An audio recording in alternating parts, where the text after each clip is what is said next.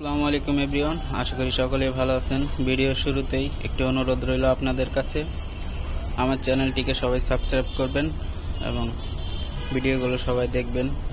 এটা হচ্ছে আমার ছাদের উপরে দেশি মুরগি পালি। এখানে আপাতত একটা মোরগ একটা মুরগি আছে। শীত শেষ হলে আরও কিছু মুরগি আনবো, কিছু ফার্ম মুরগি এবং সোনালী মুরগি পালবো এখানে।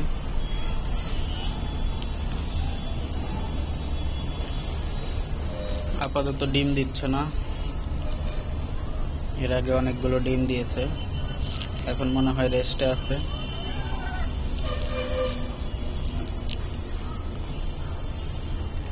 শীতের জন্য পর্দা দিয়ে দিছি যেন বাতাস না লাগে।